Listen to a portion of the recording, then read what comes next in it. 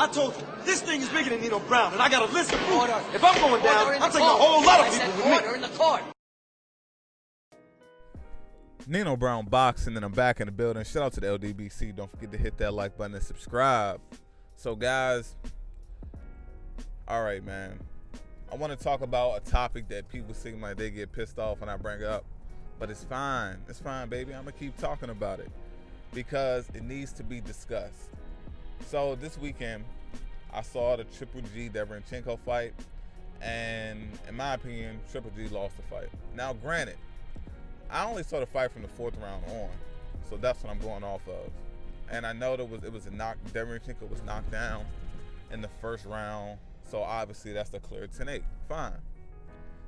But overall, Triple G, he looked absolutely horrible.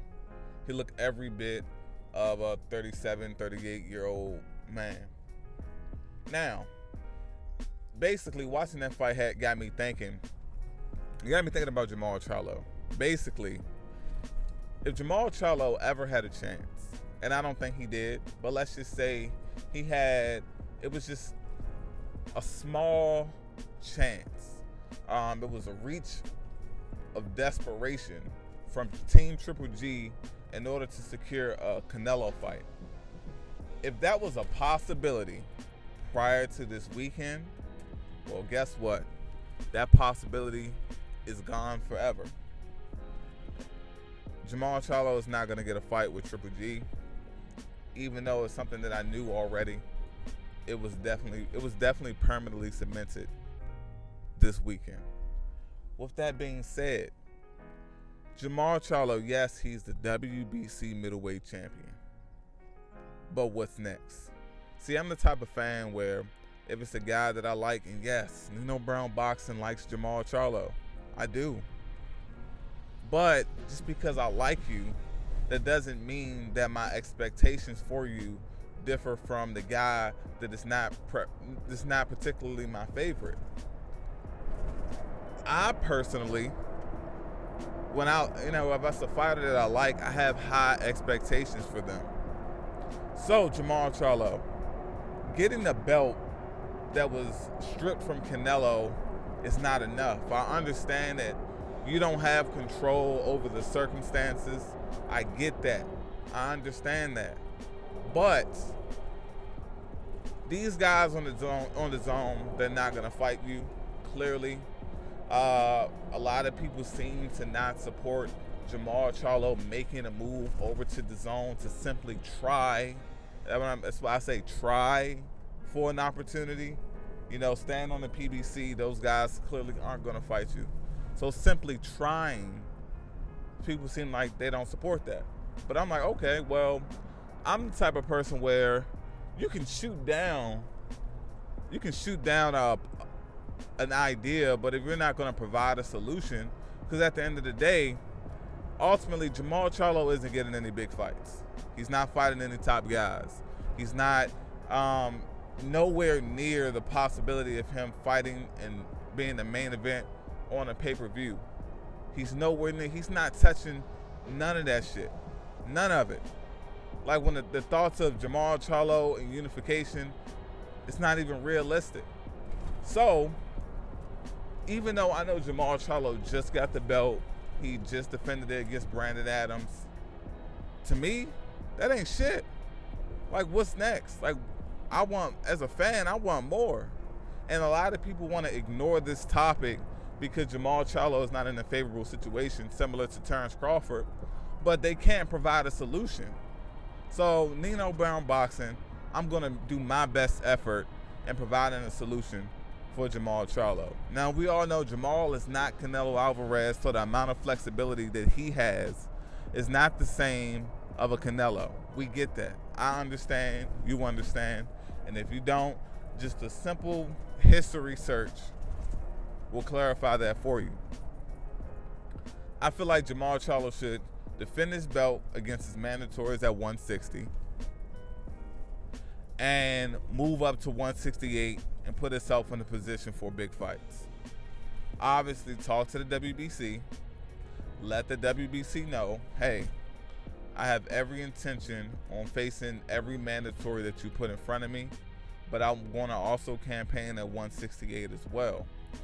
With that being said, this puts Jermall Charlo in a better position to gain just more star status, to build a more impressive resume, because the PBC has more top guys with a bigger names at 168 to offer than they do at middleweight. As simple as that.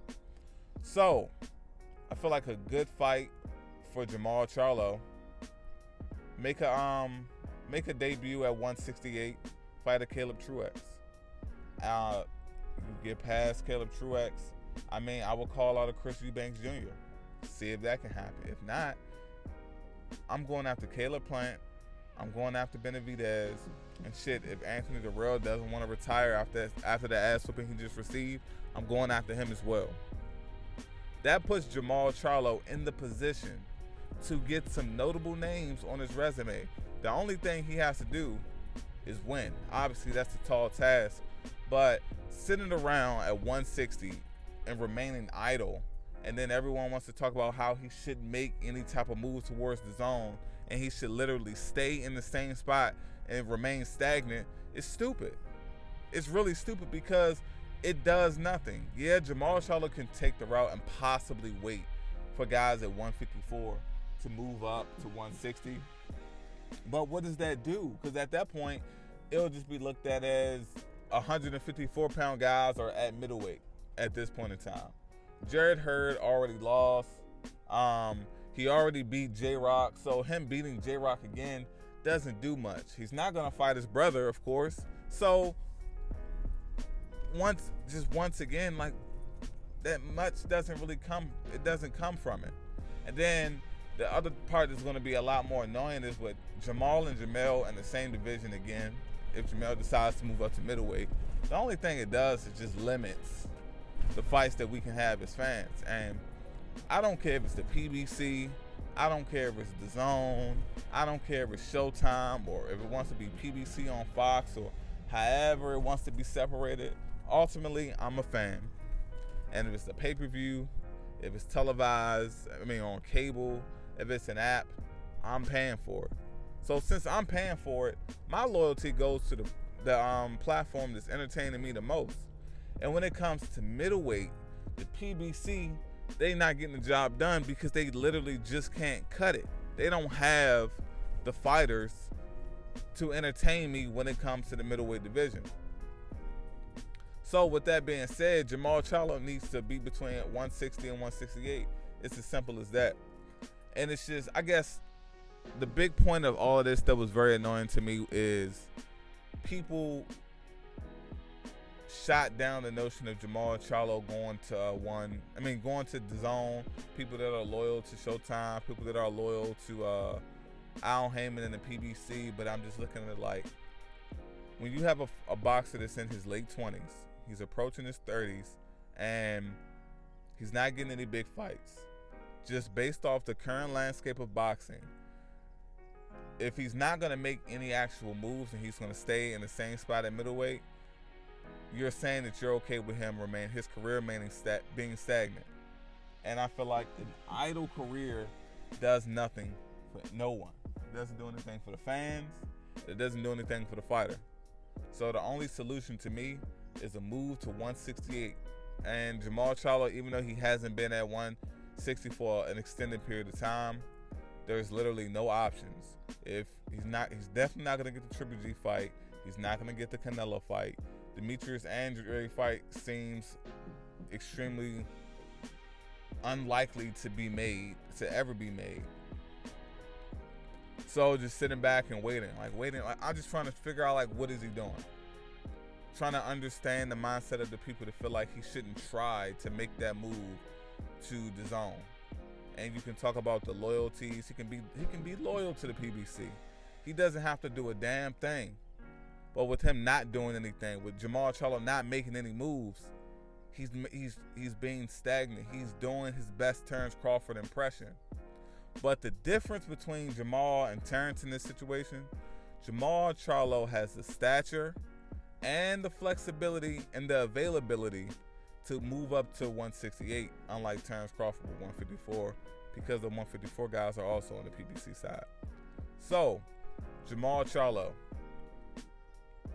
Fuck all this waiting around at 160. You're not doing anything for your career doing that. It's no big fights. It's no entertaining fights. It's nothing exciting. Your brother Jermall was down there in the mix. He lost his first fight. He about to run it back. It's a highly anticipated bout that's coming up. It's a lot of drama surrounding it. Jermall, you don't have that. And the only way you're going to get it now is to move up to 168. If you're not going to try at the zone, I feel like moving up to 168, to me, is trying. It's applying action. Just sitting back and remaining stagnant, to me, that's just not how I was raised. And you got to make a move, man. It's right here. Go for it. Fuck all that other shit. Just staying at 160. It's not doing anything for you. It's no one in the fight. It's Nino Brown Boxing. Shout out to the LDBC, and I'm out.